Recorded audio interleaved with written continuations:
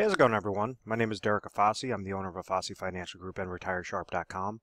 Today's topic, I want to discuss with you in depth how to avoid the biggest retirement mistakes.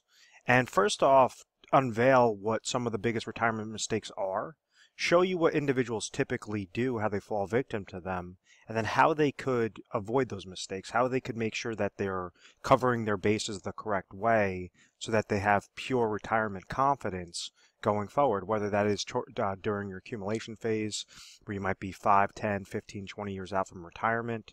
How do you make sure that that is segmented successfully, or even further when you're only a couple years out from retirement or currently retired, how do you stay retired forever? So I'm going to break down each big mistake, and there's multiple mistakes out there, but I want to, and a lot of these mistakes actually work in tandem. So I want to try to expose some of these mistakes. Hopefully you're not doing these mistakes and you're able to fix it in time, to make sure that you can also, live that healthy, retirement lifestyle, and make sure that you're just super confident in retirement, because you do have those different areas covered and you're understanding the pros and cons of each situation. So the very first mistake I want to tackle is running out of money. And a lot of individuals don't realize, how this occurs, and all of a sudden they're looking at their account right when they retire, and a couple of years go by, and all of a sudden they look back at their account and they go, "Oh my gosh, I'm gonna run out of money in the next couple of years. What went wrong?" And in order to truly understand this, you have to realize what happened with retirement planning, what happened with employer-sponsored retirement accounts, and then what is the risk for typical individuals as they're getting closer to retirement, or they're currently in retirement. Why is this such a problem now of running out of money? And back in the day, and individuals still are offered these types of plans, an individual would work for a company and they would give X amount of years of service, so 20, 30 years worth of service, and they were offered something through their employer known as a defined benefit plan, also known as a pension plan. So I give the example a lot. I say my grandfather was an elevator mechanic for the city of New York. He was offered a pension plan. He started working for them in his late 20s, and they said, okay, if you give 30 years worth of service, by the time you're age 55 in his case, you've given 30 years worth of service, we will give you a set retirement income stream as a thank you for working for this company, an incentive to stay loyal to us. Make sure that you're working hard, and therefore we'll make sure that your retirement is set up for you so you don't have to try to invest your dollars on the back end. So life used to be a lot more simple. Individuals would work those 20, 30, 40 years in some cases, and then understand that they're having a set retirement dollars, just like Social Security income. There would be money left for them every single month that would get paid to them, that they didn't have to work, so that when he retired, he's able to receive his pension income, able to receive Social Security income if he was age 62, and hopefully those two combinations of income would be able to suffice what him and my grandmother's expenses were. Well, unfortunately, there was a shift that took place. You had the branch of the government was created known as ERISA in 1974, and later on came about 401k related plans, the implementation of 401k related plans in 1978. This is important because rather than that defined benefit plan where an individual would go to work, that company would define exactly what that benefit was going to be. When this ERISA Act was created, and then you had the implementation of 401k plans, it now took that risk from the employer, from the entity, and threw it onto the employee. So now, rather than a defined benefit plan, you have these plans known as defined contribution plans, which says, okay, you're going to be working for this company. We might incentivize you to start planning, start putting money aside for retirement, known as a company match, but ultimately it's all on you. If you're making $100,000 in a given year and you decide to put 10% of your salary into your 401k plan, your 401k is going to grow by the contributions going into that bucket, and however well you chose those different options, your different investment options related to that 401k, and whether that received a rate of return would make this bucket increase. If, let's say, you added contributions that year and the rate of return was negative, well, you might have a decrease in that bucket regardless of how many years you've been contributing to it. So the point that I'm trying to make is, rather than have that security of saying I had a pension plan or I have a pension plan, now individuals, majority of individuals, are on their own and they're trying to create strategies to really maximize that rate of return on their 401k related plans, because they're trying to make this bucket as large as possible so that when they retire, they could siphon through these monies a specific way and make sure that they're not outliving their money. So if they retire at age 65, they're hoping that their rate of return will stay consistent, and also be able to pull out X amount of thousands of dollars per per month, per year, that will suffice exactly what those expenses are. So the entire retirement game has really shifted on its head. So rather than, now you still have some companies, it is very rare, but you still have some companies out there and some entities that offer pension plans. Majority of the plans being offered are employer-sponsored retirement plans, such as the 401k, 403b related accounts, 457 plans, thrift savings plans. There's a whole slew of different, sorts of retirement plans available. So if you understand that concept, that 401k related plans were implemented right in 1978, and now this is looking at the historical rates of the Dow Jones Industrial Average over the past 100 years, you notice that yes, the Dow Jones Industrial Average did go up, so the market did go up, but now you had this extremely large boom that took place from 1980 all the way through 1999. There's over 1,200% growth into the market. The reason why that chart is so important is because it shows how the mindset was essentially tricked to thinking that if individuals just keep over max funding their 401k related accounts, it doesn't matter what they contributed into their 401k related plan, that rate of return is going to have a very high positive impact. So it basically poisoned the mindset of saying that, okay, it doesn't matter, the market's just always going to go up, and therefore by the time I retire, I could take out very large distributions from my retirement bucket and never worry about outliving it, because I have nothing to worry about. The market's just always going to be booming, booming, booming. And unfortunately, we've seen shifts. We saw a shift in 2001. We saw a very large shift in 2008. And it showed us that no, in reality, the market could be volatile. You've had the tech bubble bursting, the Great Recession that occurred, and then on top of it, you now have those baby boomers that were placing dollars into the market now have to sell out of the market, liquidate their shares, liquidate their funds, to therefore use as retirement income. So if you have more individuals that are selling out of the market than placing dollars into the market, obviously that could create a problem. So individuals in the 1990s and early 2000s, what they would do is say, okay, well, I'm noticing that the market could potentially go down. I'm just going to take my dollars and I'm going to invest them into a fixed account. Bank CDs are paying 8%, they're paying 10%. Fixed annuities are paying 8%, they're paying 10%. So when somebody's utilizing a fixed account, what they're essentially doing is saying, okay, I have $100,000. And let's say hypothetically you had a fixed account that was paying 10% rate of return. This individual could go get set up into that product. Let's say it was a 5-year product, receive interest each year for those 5 years. So they're receiving $10,000, et cetera, et cetera. After those 5 years, that individual has the $100,000 left over, and therefore they could reinvest it in a new 5-year contract. So, which is not a bad strategy. The only problem is interest rates hit all-time lows. So instead of a bank CD paying or a fixed annuity paying 8-10%, now you're lucky to see a bank CD paying anywhere between 1 to 2% for that same duration of time. A fixed annuity paying 3%, 3 to 4% for that same duration of time. So everything has essentially shifted. You have market volatility, and instead of going into those types of fixed accounts where an individual would just be able to preserve their dollars and live off the interest, that's been thrown out the window.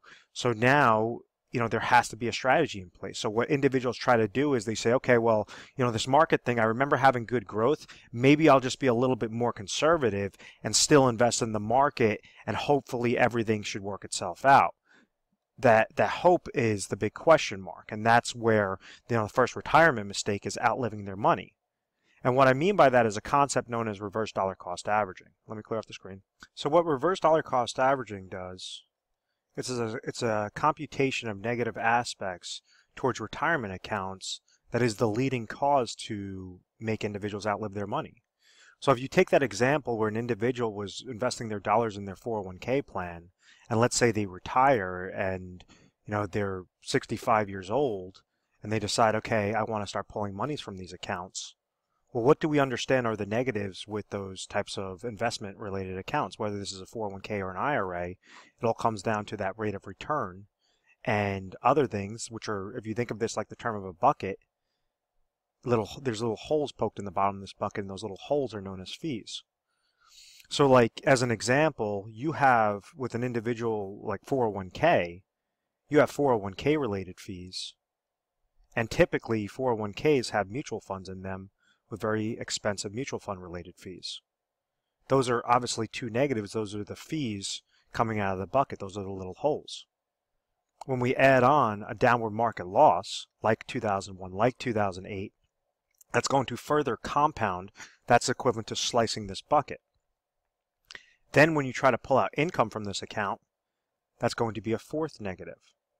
Then you have to incorporate inflation, because individuals in retirement, some of their expenses are going to be fixed expenses. Other expenses are going to be inflationary expenses, meaning the cost of goods and services are going to be increasing to the pace of inflation. So therefore, it forces individuals to increase that income during retirement, and therefore it's further compounding that negative against the account. So a really quick example, and this is just a hypothetical example on this, just for really easy math. Let's just say if you had 401k related fees of 1% and mutual fund related fees of 1%, and you had a downward market loss of 10%, and this individual took out income. Let's say that this person had, $1 million in their 401k related account. And let's say that the 401k related fee was $10,000, the mutual fund related fees were another $10,000, and they got hit with a 10% loss, which is a $100,000 loss. And let's say this person needed $50,000 of income to live off of for that year, and we're not even going to incorporate inflation. What exactly happened to this bucket? Well, from day one, from the beginning of the year, they walked into the year with $1 million. They walked out of the year with minus $170,000. So then their new account value would be looking at $830,000. That's a large problem, because the next year, even if they gain 10% rate of return, or even if they gain that 10% rate of return on their overall value, that 10% rate of return is not $100,000 anymore. That 10% rate of return is $83,000. So this reverse dollar cost averaging is that compound interest regarding the negatives. So how exactly do you get a chokehold on those negatives? How do you reduce those fees? How do you reduce that downward market losses? How do you make sure that when you're receiving income, you're leveraging your components the correct way? You're leveraging your assets and accounts and income sources the correct way for pure retirement confidence. And the number one thing is you have to be mindful of this. You can't just leave your money to chance and say, oh, I'm going to shoot from the hip and hopefully everything will work itself out. Because this is why time and time again, individuals are outliving their retirement dollars, or on the opposite side, they don't have that much money in retirement. So they have to rely on Social Security income, or they have to work well into their 70s just to be able to make sure that they could have enough income before they pass away. And that's not living. That's just a guess. That's a hope that everything's going to work itself out, and unfortunately the numbers are not in favor of individuals not utilizing a strategy. A big problem with employer-sponsored retirement accounts such as the 401k, 403b, TSP is when I'm talking about the contributions, obviously that's controlled. This rate of return is all determined by what those funds that you choose, how well they perform. So when you have those employer-sponsored retirement plans, you typically are going to have options between 5 to 25, funding options to choose from. So think of them as eggs in your basket. When individuals take money from their employer-sponsored retirement plans and they roll them over into IRAs, individual retirement accounts, they could go and now have, 3,000 different combinations, 3,000 different eggs to choose from, so that they can more cherry pick into something more customizable, depend upon their need, depend upon what their risk tolerance is, what their income goal is, and try to set that out the right way. The next retirement mistake that occurs when individuals try to do that, whether that's, accumulating their dollars or rolling them into the IRA and just saying, oh, well, I have more eggs, so therefore I should, more options to choose from, so therefore I'm going to be chasing returns and everything should be doing really well. So the negative with chasing returns is leaving yourself exposed to downward market losses and something known as sequence of returns risk. And what sequence of returns risk does is it shows you that, like, when you have an average rate of return, let me pull up a really quick chart. So this is where you have a lot of, wealth accumulation advisors that they're going to talk about, look at the rate of return, look at the rate of return. And with a sequence of returns risk, or just, the risk associated with those negatives, anytime you have a downward market year, and if you're really trying to chase returns and leaving yourself exposed, this is obviously an extreme hypothetical example, but I want to try to, prove my point regarding why negatives could significantly hurt you. And if somebody had a $100,000 investment, and let's say that, on paper it showed that it gained 50% the first year, then it lost 50% the second year, then gained 50% the third year, lost 50% the fourth year, gained 50% the fifth year, Wall Street math is going to tell us that this person had an average rate of return of 10%. They would have gained plus 50% at the end of those 5 years. Divide that by 5 years, would be 10% rate of return. So everything obviously looks on the positive. Well, when we look at the real account value, what occurred, and this is showing that a person is not trying to pull money from this, they would have had that average rate of return, but would have ended up with a value of $84,375. Or if you had $1 million, $843,750 that would have dropped down from that $1 million account.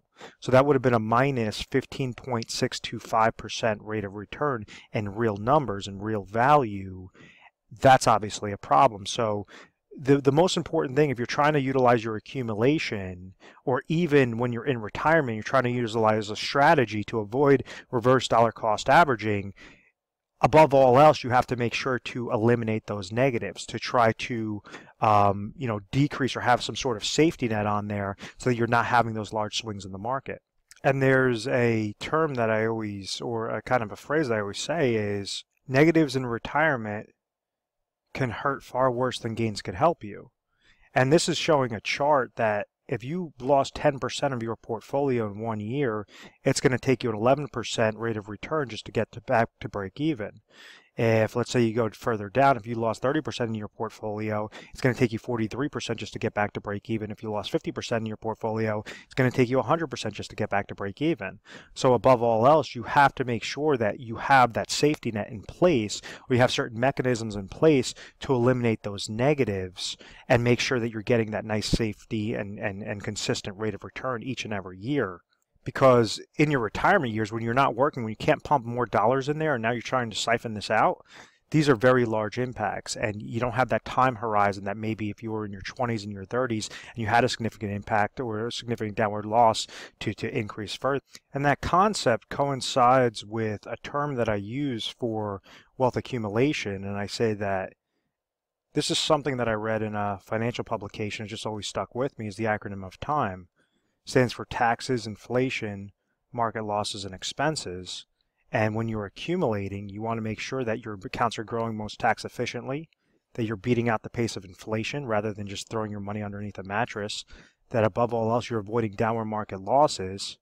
And then the fourth negative is that you're making sure that you're placing your dollars in the most inexpensive plans, or if you're paying a cost, if you're paying some sort of expense, there has to be a benefit tied to it. So whenever you leverage this acronym of TIME, you always keep that in the back of your mind, you could beat out that shift that occurs, or those negatives on how individuals are not able to successfully accumulate their dollars. So the third negative, before I get to the solution, is not using your existing accounts as leverage. There's so many times that individuals have these retirement accounts that are sitting there, or they have income streams that are sitting there, and they don't look at them as retirement assets. What I mean by that is, like, a very large one is Social Security. That is a very large retirement asset. That's a major portion of a formula to say, how can you retire with pure retirement confidence, is making sure that you're structuring your Social Security maximization strategies properly. Another aspect might be a pension plan. Pension income is obviously income that, rather than increase your expenses and say, okay, I want to take this extra trip when I retire and travel and all this other stuff, if your expenses do not allow and your expenses are at X and your Social Security and pension income just barely beat out those expenses, well, you have to put yourself on a budget. You can't go and say, oh, well, I worked my tail off all my life, and now I want to enjoy it, and now I just want to burn through all my money. And if you don't have that disciplined mindset, you're never going to be able to properly retire. You're going to fall victim to those large retirement mistakes. And it all comes down to, the culmination of this entire video comes down to not having a plan and just hoping everything will work out. Trusting an advisor because, he's trying to speak in this technical financial jargon and just, talk over you. That's not the correct way to do it, because there's many people out there that have many financial advisors, and unfortunately, they're not even beating out what a simple index like an S&P 500 index or Dow Jones Industrial Average index is doing. So there has to be an actual strategy in place, and you have to make sure that you're segmenting your dollars towards specific lanes. A really easy strategy. Obviously, we go into very technical strategies whenever you call over to our agency or you set up an appointment. It's going to be more specific to your individual situation. But a very basic strategy that you guys could use from just watching this video is make sure that you're segmenting your dollars to 3 main goals. Goal number 1 is you have ample amount of income sources. Goal number 2, you have ample amount of emergency funds. Goal number 3, you have inflationary protection, or strategy for inflationary protection. We want to make sure that we're leveraging the existing assets properly. So let's say if an individual is currently age 60 and they're going to retire at age 65, and they have a specific need in mind. They're saying at age 65, I need $50,000 of income in retirement to cover my expenses. So the first most important aspect is that need. Rather than take a guess, there's different things out there. You could look at budgeting sheets online. You could give us our agency a call. We could send you over budgeting sheets. But it's all about breaking this down to the decimal point on what are going to be those retirement expenses. So that brings us to step 1, income sources. Remember, we want to leverage what you already have so that you could leave as much money in your pocket, less worry in your pocket at the end of the day. So let's say if this person receives Social Security income, has a small pension, and then they have nothing else. They have basically, we'll say that they have a 401k related plan of $500,000. How exactly can we make sure that these 3 bases are covered? Well, the first thing, let's say that Social Security income is coming to them at $30,000. They hit age 65, Social Security income will be $30,000. Pension income, let's say they have a small pension of another $10,000. What that goes and tells us is that out of their overall picture, and they have obviously a 401k account that's sitting at $500,000. What that goes and tells us is obviously these 2 income sources are giving them $40,000, but they have a $50,000 need, and therefore there's a $10,000 gap. So this is where they could leverage their 401k account, roll that over into a specifically designed IRA account, and this first portion, for the income, we would place it into a safe income product, would be an IRA annuity. If they're currently age 65 and they have 5 years worth of deferral, what we would find them is the best mathematical annuity for that individual dependent upon his state, age 60, looking to trigger lifetime income from an annuity at age 65. So let's say out of this $500,000, it's going to cost this person $100,000 to roll into an IRA annuity utilizing an income rider that will produce them $10,000 every single year. So out of this $500,000, after after IRA number one, this person now has $400,000 left over in their 401k account, which now brings us down to step two. Step two is emergency funds.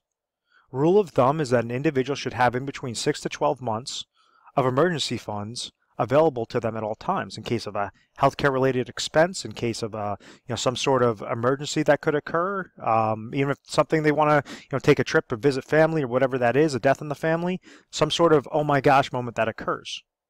So if this person has $50,000 of income or of expenses per year, we want to leave about $50,000 into some sort of liquid cash.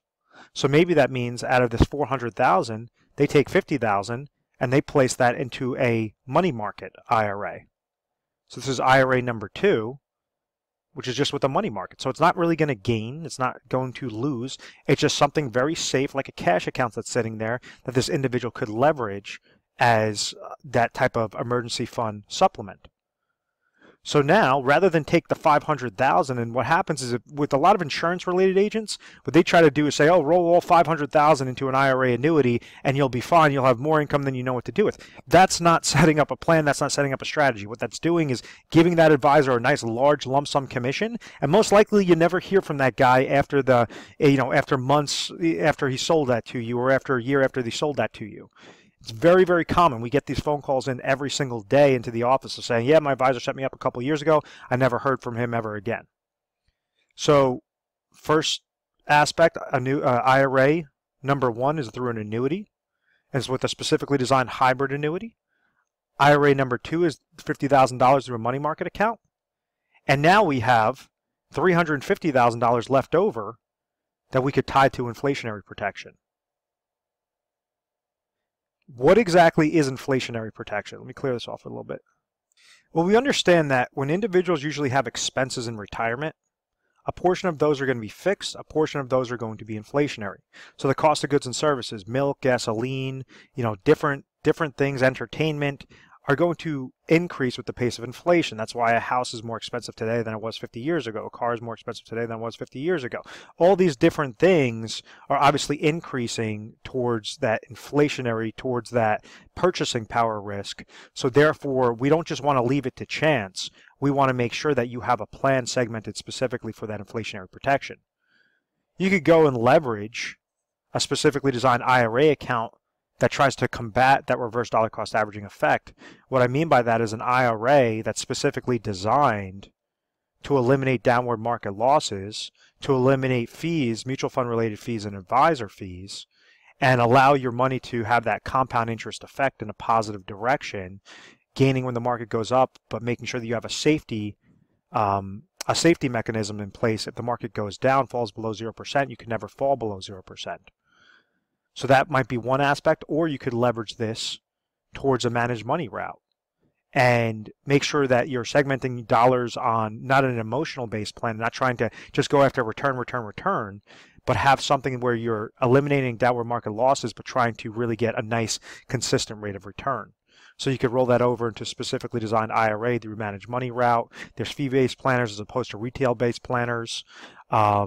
Or you can kind of do a combination of different things. You could also set up something known as annuity laddering strategies to give you, at age 65, you're receiving $50,000 of income from that first income source, and then you might want to place dollars aside into a 7-year deferred annuity, a 10-year deferred annuity, different things that will give you an extra $2,000 at age 67, an extra $4,000 at age 71, another $9,000 at age 76, so that it's saying as your inflationary expenses are increasing, your income streams are also going to be being triggered through the lifetime income riders through those annuity contracts. So this $350,000 in this perfect scenario, we're not leaving the money to chance. We're not just saying, okay, let it ride and risk your money in the market and hopefully everything's going to work itself out. What we're recommending is you create a plan. You don't take a guess. you have a concrete plan so that you know you have more than enough cash, you have more than enough of an emergency fund, you have more than enough to combat that inflationary protection or to combat that purchasing power risk, and you have those income sources coming to you that you can never outlive, or you and your spouse could never outlive.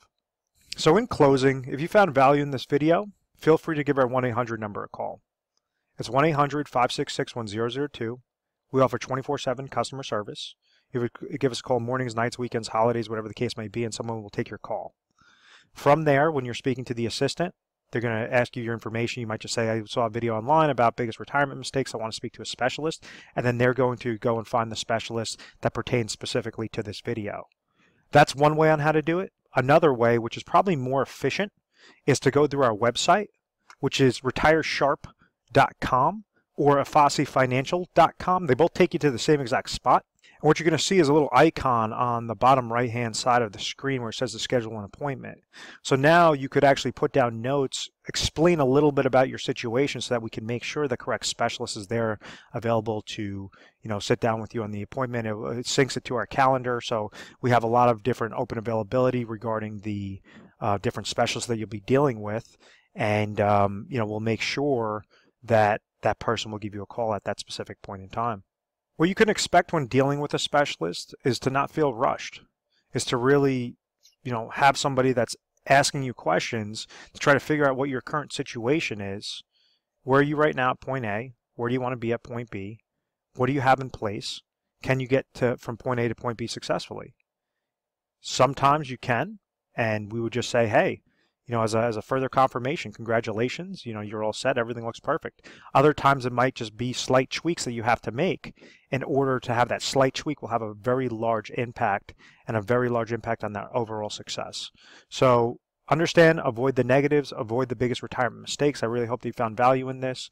When dealing with a specialist, we try to educate you first and foremost through personalized videos, literature pieces, different things to make sure that you're very comfortable. We're A+ rated on the Better Business Bureau. We've always had very good reviews. We've never had any complaints, and it's because of this methodical process, or what I believe is because of this methodical process.